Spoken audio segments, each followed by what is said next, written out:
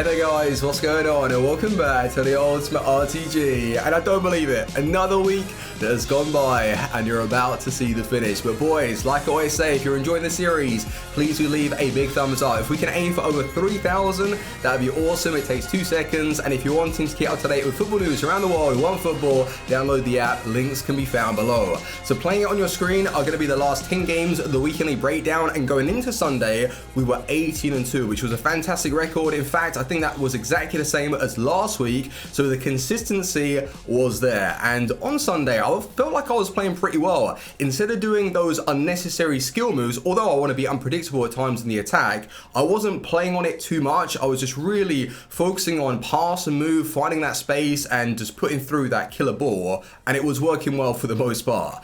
So with the way I was playing, I felt good. Last weekend, the adjustment to my gameplay that I wanted to make was to stop using double man press, and as far as I know, I wasn't really doing it, and I'm looking back at the clips and I don't see like too many players being carried out of position, only like inside my box when I haven't really predicted what my opponent is doing, and then I'm trying to like counteract that, and it's a mess.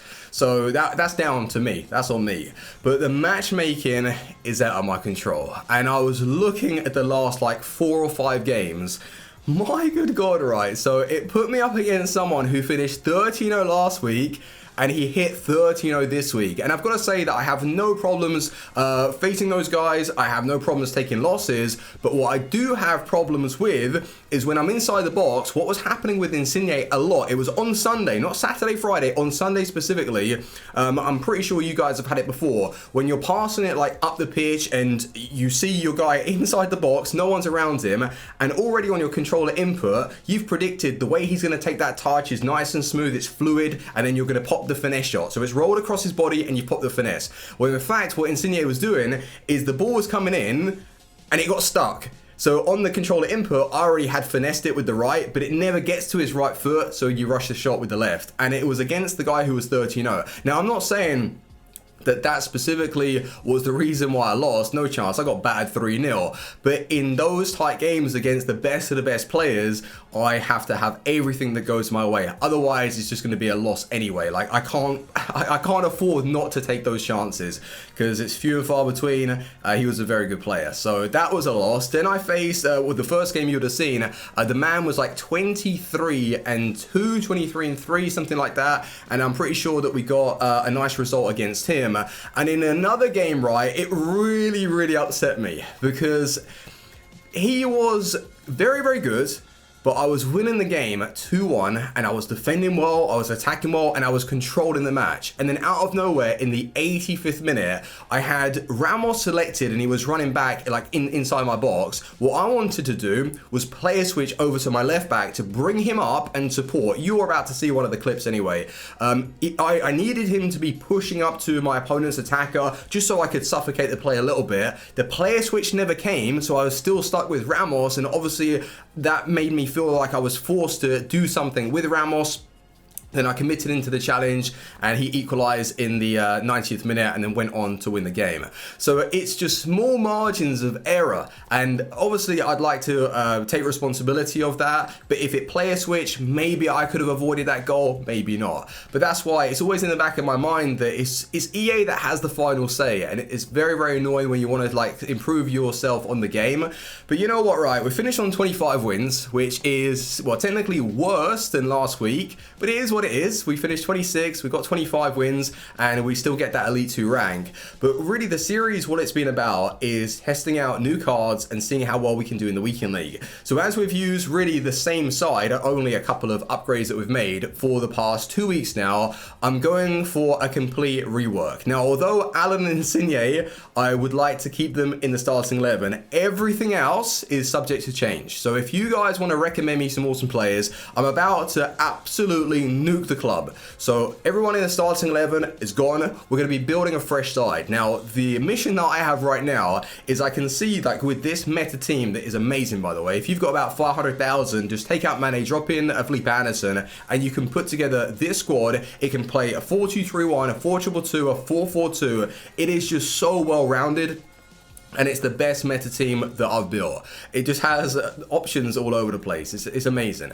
So the idea that I want to really take the series in is to build another like potential meta side that could as well like get decent finishes. So with the likes of Bernard, for example, he was like 200,000. He looks like that complete meta card, but he just didn't really live up to expectation. But those are the kind of players that I want to bring in. Like Ben Yedder, I haven't really given him a proper chance. We've got Lucas Vasquez, the storyline card, in a cam position. He might be outstanding. I want to find 2 CDMs, or maybe use some of these coins to invest in a big icon and then build the side around. You know what I mean? Like we've got the base icon coming, which is going to be exciting for the series. We're going to have loads of coins because I'm going to sell the club, and I want you guys to help me put together something that's just really, really fun. But the players that performed, right? So Ramos and Eder Militao, the problem with us using Ramos so early is that he is genuinely one of the best centre-backs on this game. You go and check out his in-game stats, and if you just search centre-back, no special items, he is one of the top players in terms of total stats. So obviously he is like one of the best, and if I drop him, I need to find someone who is as good as that to replace the guy. Now it's really, really difficult, I've noticed, to find someone that has like the strength, aggression, the stand tackle, the reactions.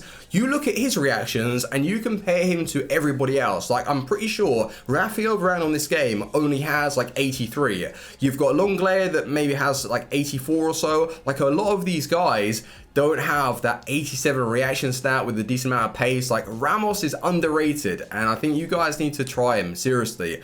Like it's not even me trying to up his price, just go and test him out. He's 130,000, and it's someone that could well change your defense. So that's what we're trying to look for. Look for the key stats and be bringing in fun players to use. Now Hazard, obviously, I should have gone for him instead of Mane. Now, the real reason why I want to get rid of Mane is because having him as a striker, he was inconsistent anyway. And like going through on goal, I mean, I need someone like an Insigne that's going to score what it feels like 10 out of 10. I don't even need to think about the shot that I take on with Insigne. It's flying in the back of the net. Whereas Mane doesn't really have that like broken finish, but he has a good shot. But 340,000 is very, very expensive. So he's gone, and having him played as a left attacking mid, he was pretty decent though. Like he scored a fair amount and he helped us compete, but there was no real difference and no improvement, right, to our weekly record. In fact, we did worse with Mane in our starting 11. So it just goes to show it could have been though the matchmaking, and that's something that I want to really go over after the end of these clips. For us to finish in like top 100, you've got to be very, very good in the EU. And again, I think that what it comes down to is that the matchmaking here is fair. And that's the difference. There are so many more players, so many more skilled players for you to be put up against someone who is on the same level. Like I go check through mine and it's like 23 versus like 21 and 1. I had obviously that guy who was like 24 and 0 versus my record at the time was like 20 and 2. So it's again like, when you are past like that Elite 3 tier and you're wanting to push into Elite 2, Elite 1, top 100, my good God, you got to be very, very good. And unfortunately, sometimes I feel like on this game, it clicks, and then other times it doesn't, and I can't afford that against those guys towards the end of the run. But it was a good weekly performance. Very happy with 25 wins. Like I say, the team's going to be switched up and we're going to go from there. But if you do want me to bring in any key players, like obviously the CDM positions are going to be very, very important. I was looking at a Makaleli, right? But then spending all our budget on a Makaleli doesn't really seem worthwhile. Kante, I'd like to bring in and test him out, but I do want to build like a creative, potential overpowered side. It's going to be tough, but once we've built it, I'll let you know if obviously it's performing. And that's why I'm excited for the following weekends. You never know though, like this Thursday we could pack something massive, as well as Div Rivals. I still don't know what I want to take right now. Like untradables, yes, just to add to the club because I've been using quite a few in those SBCs. But what do I do right now? Do I take tradables? Do I take coins just to help out, or tradable packs? Maybe tradable packs just to see. But anyway, boys, you would have seen the last 10 games. I've got a few things to go over in the club, and let me know in the comment section where you finished in the weekly. Drop in the comments and let's go from there. Here we go. So just as well, I had saved this already because we only finished on 25 wins and it's kicked me out of the top 100 regional. So going back and trying to find these games to watch them is going to be very, very difficult. The one that I do want to watch back though is against obviously that top 100 player, see what he's doing different to me in the attack, defensively. I was just really out-teamed and outperformed, like completely. Even if he had like the same side as me, I don't think I would have got a result. So that's something that I want to take maybe bits from his game and get better. But this is what it comes down to, right? The EU, like I mentioned, it's just got so many more skilled players, and ever since FIFA 19, like towards the back end, that's when I believe EA started to make some changes to matchmaking. Like FIFA 17, FIFA 18, it was a little bit more open and it was unfair. That's what I'm going to say. It was unfair towards the end. Now it's really strict. I believe that the EU players get hit harder just because of the amount of players, the amount of skilled players available. You have this kind of matchmaking, like 21-0 versus 23-3. Like every single one of these games are fair, but then when you focus on the top 100 and then other regions, that's when it isn't fair. But how can you really correct that? Like, would you separate the top 100 depending on like each region? I would say so. I think that would be a step in the right direction, but EA aren't going to do that. Otherwise they're going to have to like give out so many like rewards and there'll be too many coins on the game. But I did suggest maybe scale it down a little bit, or we can get better.